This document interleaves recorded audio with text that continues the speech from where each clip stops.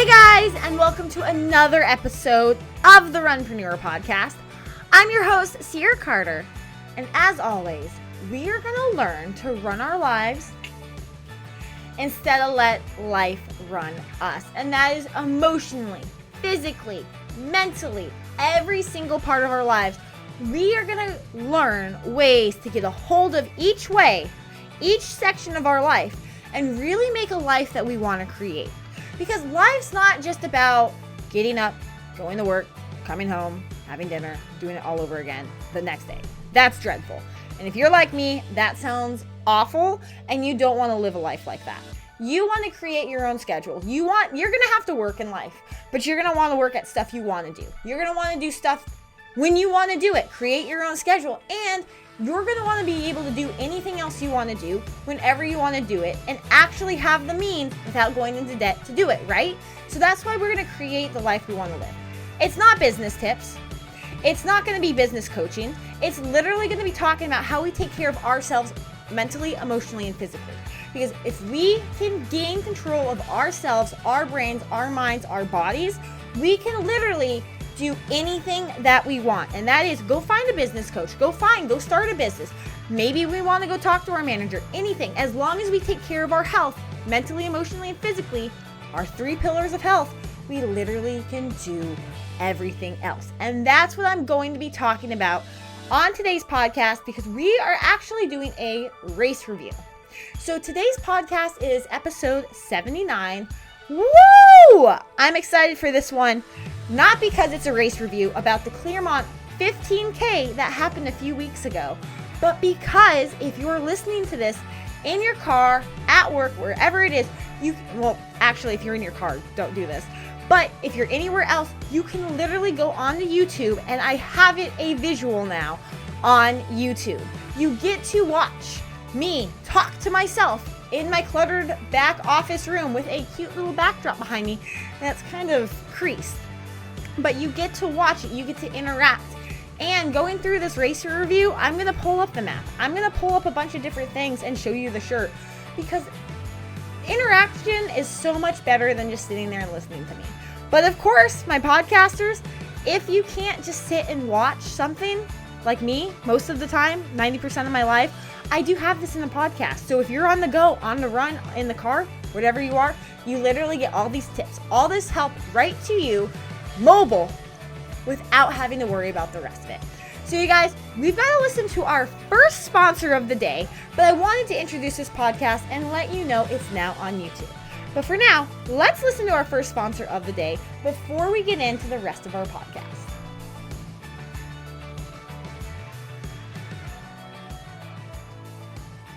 All right, guys, so I'm super pumped. I'm super excited. It's really neat being able to sit here, watch my camera film me while I'm talking to you guys. And now you're going to be able to watch me talk to you guys. This is really neat. So I'm super excited about this. And before I get into the actual podcast itself, I like to bring some people up to speed.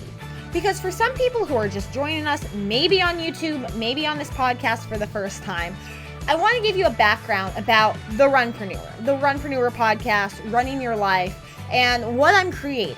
Because what I'm creating is essentially, I want to make sure that you, because I believe it, if you can take a hold of yourself mentally, emotionally, and physically, you can literally do whatever you want. Running your life. Because life is going to run you if you don't get a hold of yourself first. A lot of this is not a motivational podcast. This is literally an educational podcast about your health, about your fitness, and about your well-being. A lot of motivational podcasters will be like, oh, do this, wake up at 5 a.m., blah, blah, blah. Guys, this isn't realistic. It's just not realistic. I used to listen to all of them. I was like, I'm going to wake up at 5 a.m. I'm going to work for 20 hours a day and get 4 hours of sleep and wake up at 5 a.m. the next day, because winners never sleep. I burnt out so fast doing that. And let me tell you, I burnt out because I'm a perfectionist. I'm one of those that just has to do everything. I burnt out, and I found myself a cute little place in the hospital back when I was 17. And that stay changed my life because I told everybody, you know what?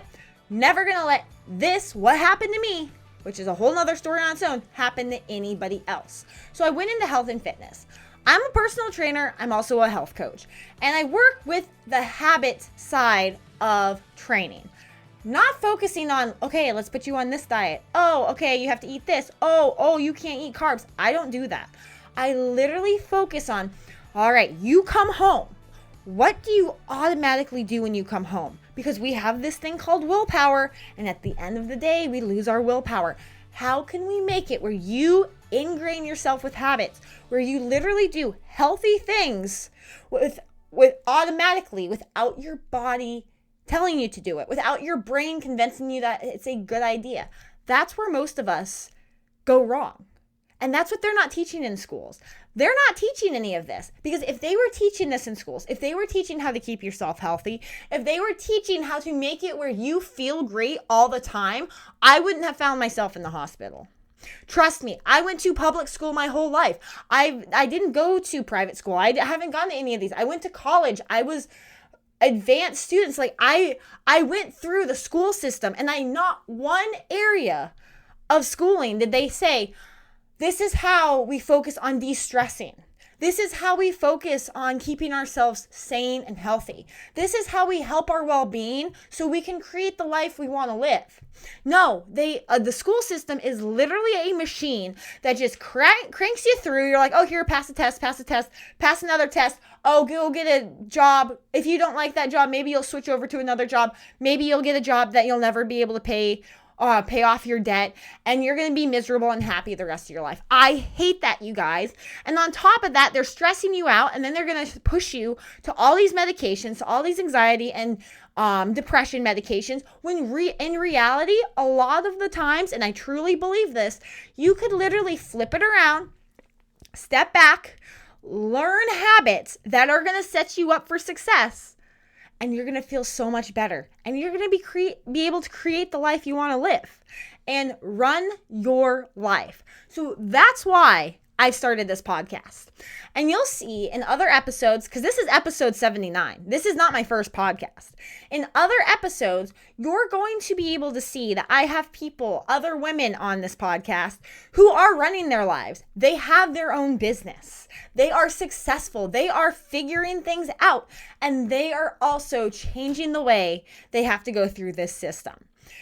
No matter what it is, you guys, you can run your life. We've just got to bring you back to center, to your center self, align your emotions, align your health, and really get that stress level down. So that's what I'm focused on. That's what my mission is, to just drive it through, and we're going to do that.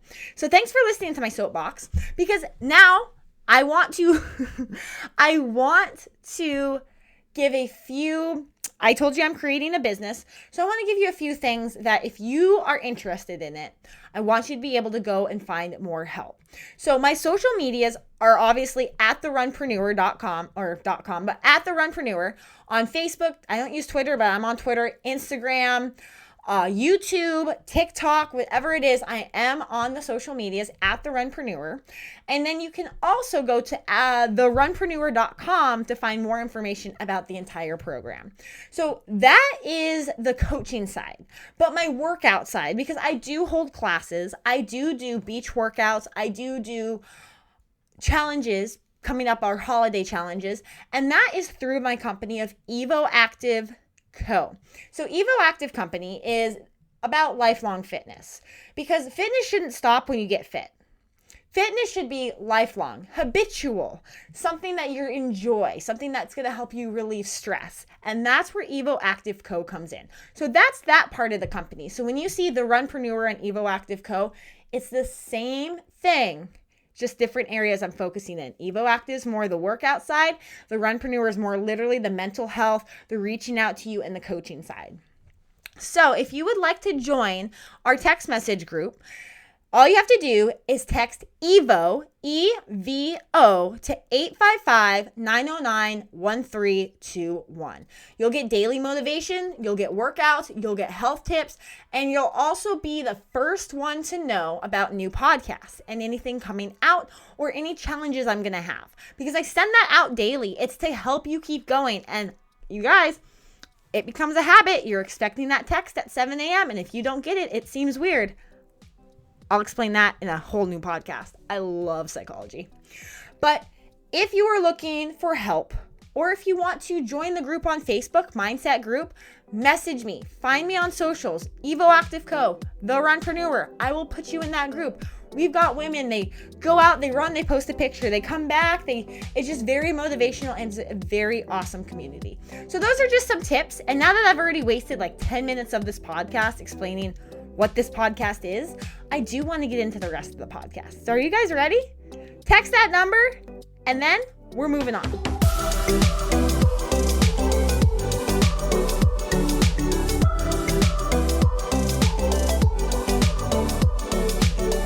Welcome back after that quick music break because I love dancing, so you're going to get lots of music because if you're listening to this while you're working out, it's going to make the workout go by a lot better and a lot quicker. So going into our first part of the podcast after my soapbox is we're going to talk about health tips. And the health tip of the day today is add electrolytes to your drinks. Why? Well, what are electrolytes? They're potassium and sodium and a couple other minerals that actually help you not dehydrate. That is very important. And a big mistake that I think a lot of people make is electrolytes are not just for people who work out.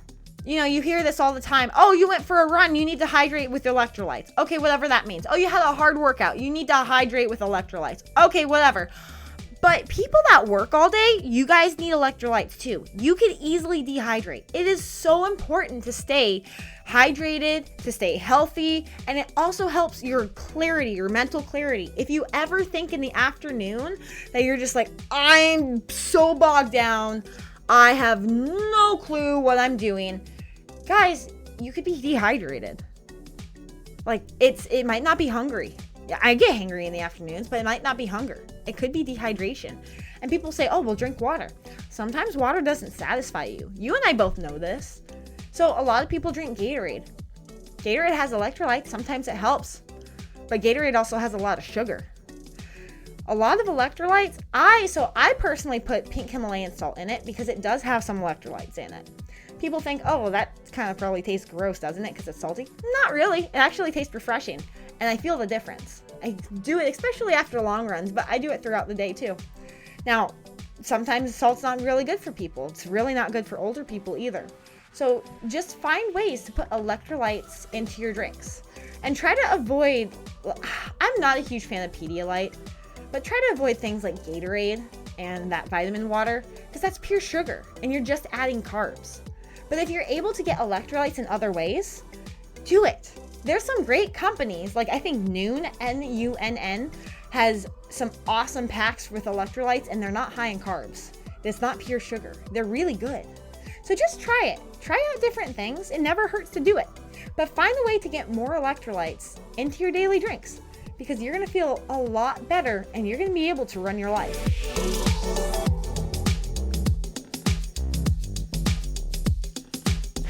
All right, so we have finally come to the Clermont Clay Loop 15K review. Are you guys ready for it? I am. So I get to finally talk about some live races, and I've skipped a few. So back in October, I did Crazy Horse out in South Dakota. I know I randomly flew out to South Dakota to do this marathon. Loved it. That's coming with a review.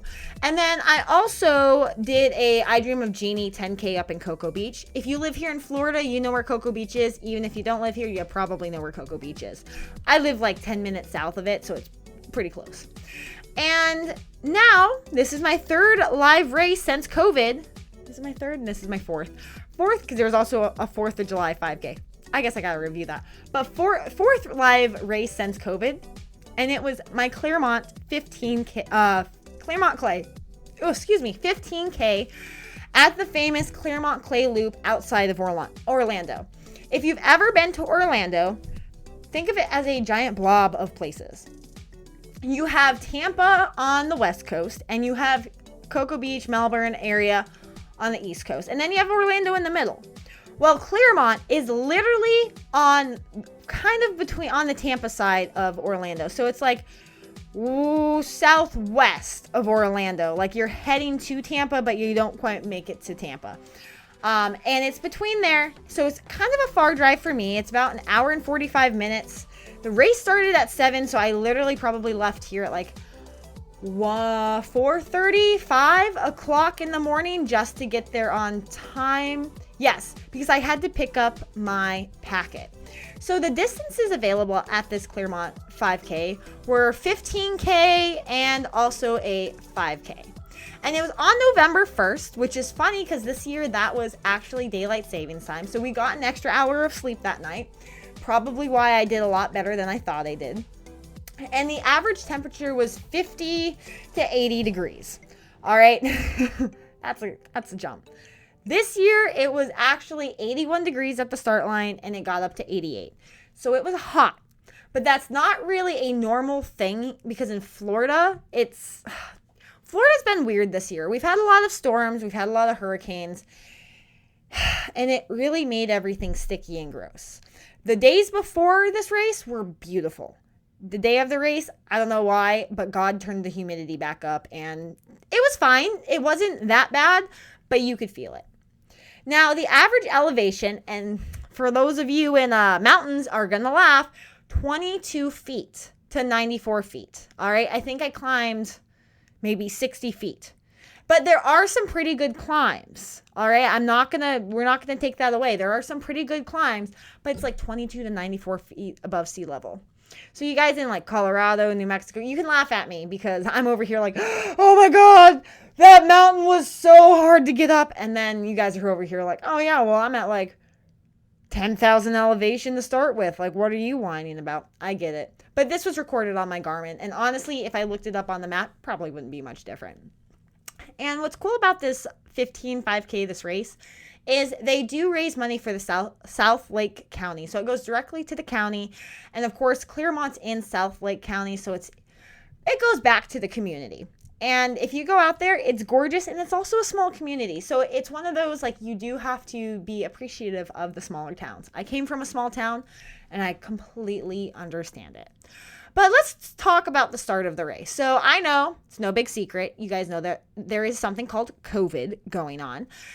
Well, Clermont Clay Loop on their website shows they have start times and time corral procedures where they put down dots on the ground for you to stand at that were socially distanced and not crowded. So you know how at the beginning of most races, everybody crowds together. It's like literally coughing and sweating on top of each other. Not here for Clermont. So you're in the countryside and it's clay. It's literally a clay loop. It is that brown, yellow clay on the ground, not packed. All right. It's not mud. It's just clay. If you've ever been with clay, you can't get it out of your clothes very easily. But the start line, so there's a start line and there's a time corral. And they have it laid out really beautifully on the website. So it makes you feel better. It makes you feel good about signing up for this race. Well, when you get there, it's a little bit different, but it's not bad. Okay. It's not something where they packed us all in there and we were coughing on each other. It's just not what's on the website. But I'm okay. I was okay with it because I liked it better this way. So they do give you info about the start time and they give you a set start time. I think mine was at 7:15, but I started at like 7:05. Exactly my point. I'm telling you, it was a little bit different. And it comes with a long sleeve shirt. So if you're on the podcast, you can't really see this and that's okay, but I'm going to explain it to you anyways. If you're on the YouTube channel, you can see that here is the Clermont Clay 15K shirt. It's long sleeves, super soft. It's actually a Primes brand. I'm not sure who that is. Usually I know the brands. But it's super soft on the front. It's a big orange blob. It looks like a footprint. So yeah, obviously that's the orange blob of clay footprint that you're going to be running on with the 15K with Clermont. And then on the back are the sponsors. Super soft shirt. Sometimes, I haven't figured this out, the race shirts sometimes really suck. This one I wear all the time. I love it. It's so soft and it's super cute. So it's not like one of those like cruddy shirts that they give you that you're like, why? I'm not going to ever wear this. So word of advice, if you're a race director and you're planning a 5K or a race, make better shirts. It's really not that expensive. We can make better shirts. But there's that. So on the website, they're very helpful. They give you information all about the course map with parking. It's really straightforward. It's not that hard. And they give you a free collapsible cup if you were to pick up your packet ahead of time. Now, keep in mind, because of COVID, most races do not have water on site or during the race. You have to bring your own water. And now, I mean, don't get me wrong, they do have fill-up stations for your water bottles, and they also have it like, if you're in desperate, dire need of water, they'll give you a cup of water, but they're not handing it out like they used to during the races. You know, when they used to like shake your hands, hand you a cup, you try to grab the cup, drink it, and then keep running. They don't do that anymore. I haven't seen them do that in a race since. I have seen them give out water bottles, and that was just kind of frustrating. So just keep that in mind. A lot of races, you will have to bring your own water. They will have water fill-up stations for your water bottle, and if you're in dire need of water, they'll give it to you. I needed it at mile, I think, 7.5, because it got so hot. So just keep that in mind. Every race you go to this year, and probably next year, is going to be like that until we get this COVID thing under control. So last year I did do this race, and I have to say I was so stressed out at this point in time last year. There was a lot going on that I didn't get to enjoy it last year. I was just tired. I was frustrated. It was not a good time for me. I was absolutely just, not good. But this year, I got to actually go enjoy it. So it was the night after Halloween. I obviously didn't go out and do anything on Halloween because I had a race the next day. And I did get an extra hour of sleep. So I was feeling really good. I did stop for coffee on the way there because there are some cute little areas that you go through so you can stop for coffee. Make sure you get gas. I didn't have gas. I needed to get gas pretty badly right after I left. But luckily, there were gas stations. So no fret. You just need to get it. Just think ahead and you need gas, but you're not out in the middle of nowhere. It's Florida. It's not like the Midwest where you're not going to have another gas station for another 100 miles. Now, the race setup when you get there was really nice. So they didn't exactly follow the corrals. Don't get me wrong. They did really good, awesome job. They just let people start when they were ready to start and had a rolling start. Because obviously you're time chipped in your bib. It's going to pick it up when you start, not when the clock starts, and it's going to go till you finish, not when the clock finishes.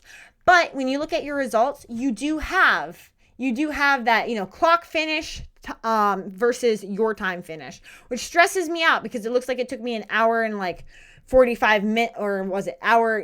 Well, I guess a little over what I did because I started like 5-6 minutes late, but it still stresses me out.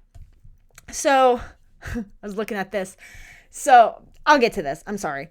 But they had a rolling start and it was really cool. So I was happy I started earlier than my starting time because after I finished, it got really majorly hot.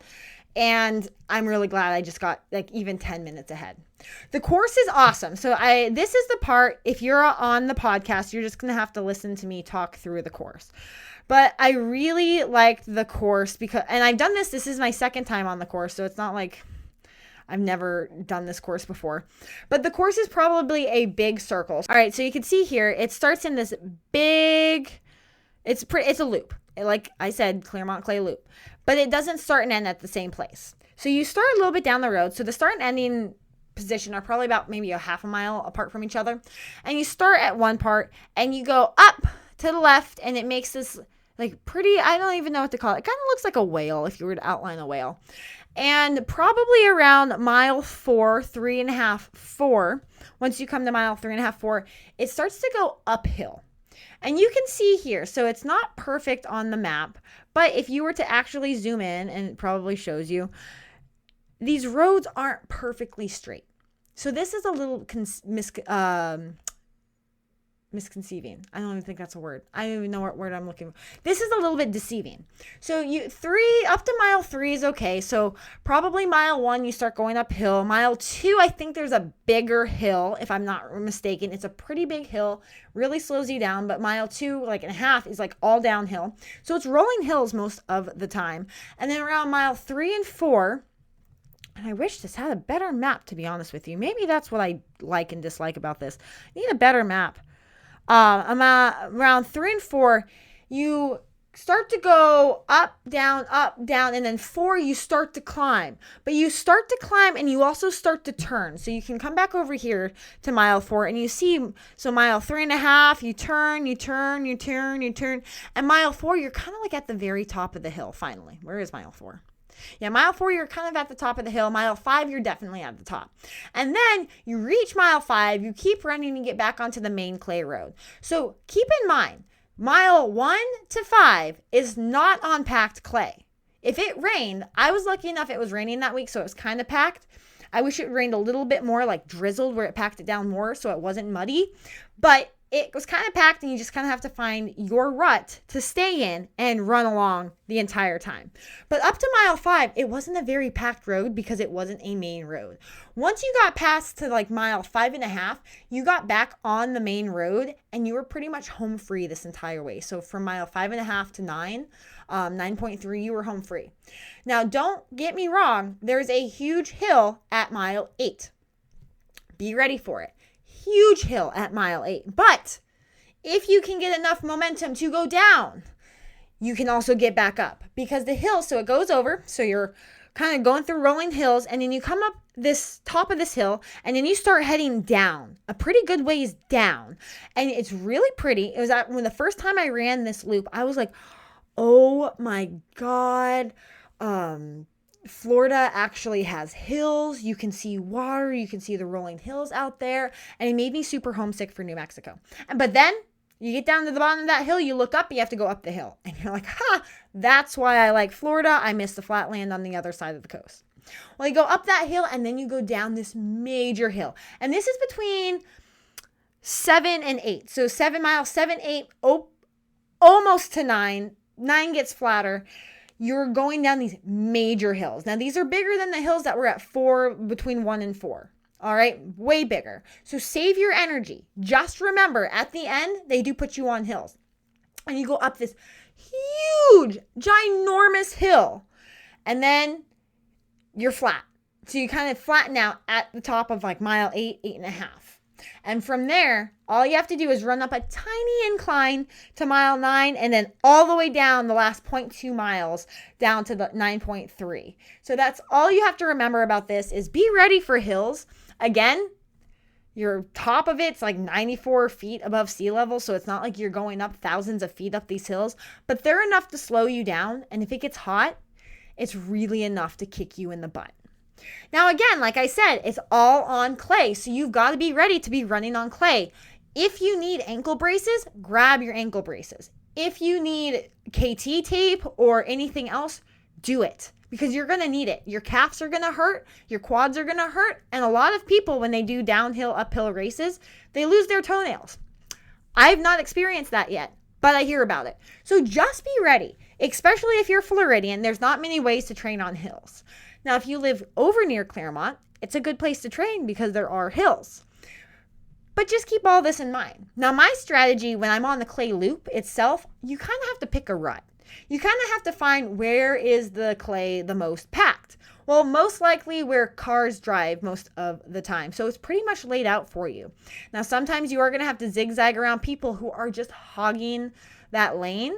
And that's going to be okay. You're just going to have to learn and strategize how to run on the clay and how to get your footing underneath something that's moving out from underneath you.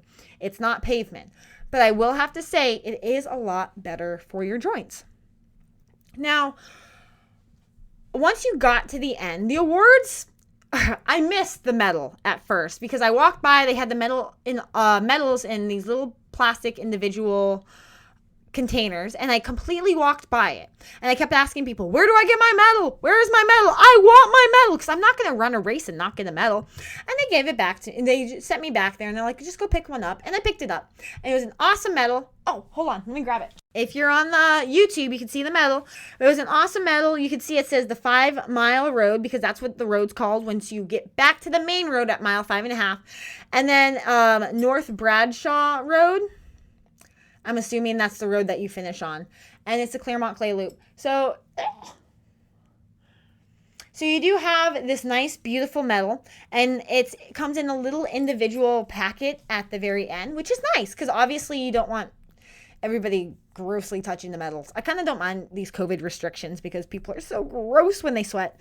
And then they have water. And I think they have bananas at the very end. People used to have breakfast at the end. I don't think that's going to happen for a long time, you guys. So if you're missing breakfast after a race, I don't think it's coming back anytime soon because of COVID.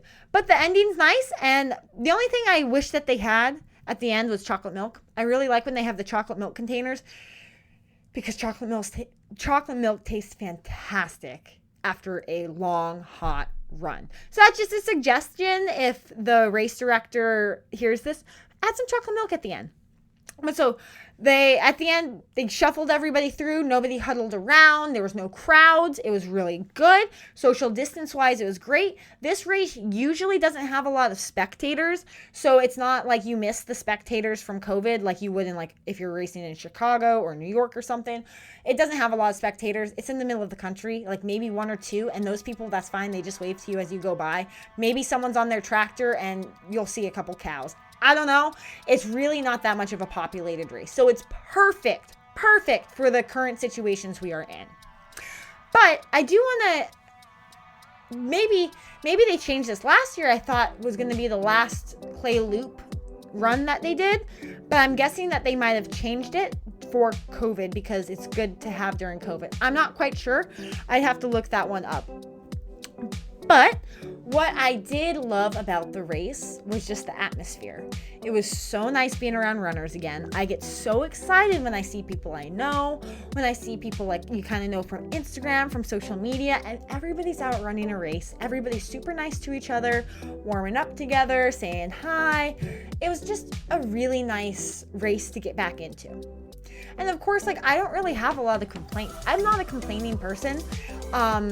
For things to give recommendations and tell you to watch out for other than I love not running on asphalt, but if you're not a clay runner, you might not like this race. But if you don't mind it and you're kind of maybe like a trail runner, you're gonna love it, especially living in Florida that you don't get this very often.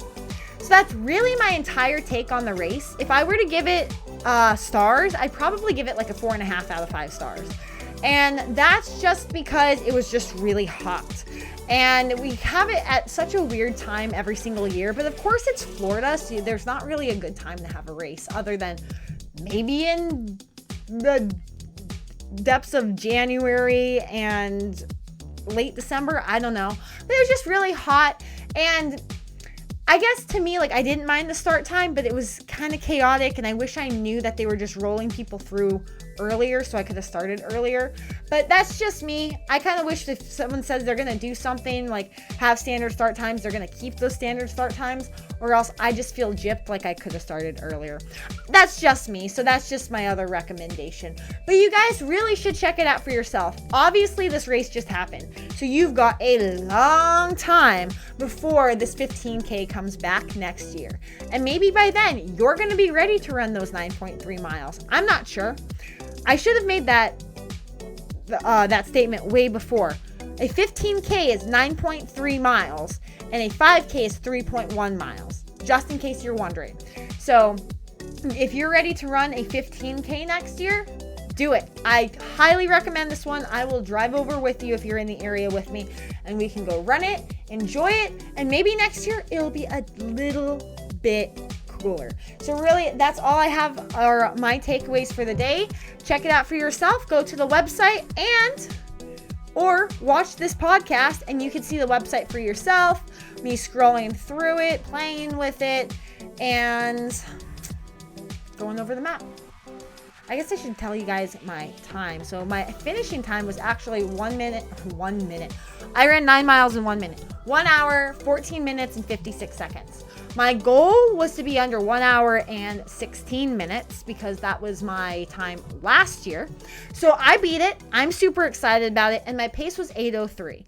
And to be overheating hot and on clay that's not really that packed, I will take it.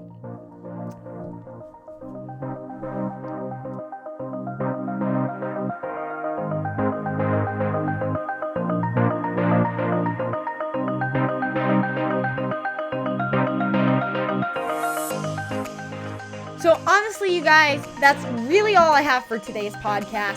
I gave you the health tip of the day. You let me you listen to my soapbox about why I'm actually doing this and why I really care about you and your mental health, emotional, and whatever well-being. So that's all I have for you guys, and I hope this helps. I hope this motivates you to maybe want to go do a 15K. Maybe it just motivates you to hear more about it, so maybe eventually you want to do a 15K.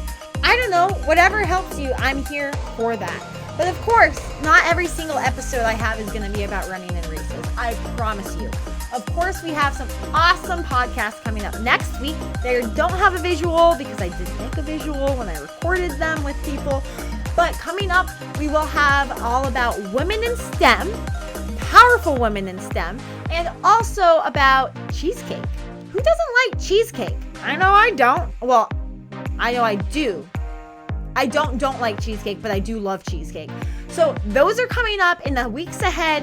And of course, next week, we're also going to have a beautiful podcast about stress, reducing stress, and what we can do to manage stress. And of course, that podcast can go on for hours and hours and hours. So it's going to be a 30-minute podcast on whatever I can fit into it as quick as I can. So you guys are absolutely amazing. Thank you so much for listening to this podcast. And I hope you take today by the horns and you run your life.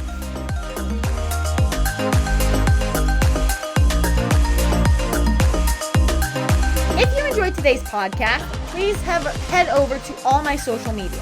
My Twitter, my Facebook, my Instagram, most likely, I love Instagram, my TikTok, and my YouTube now because I'm on YouTube with visuals. And please give me a like, shout out, whatever it is that you loved about this podcast.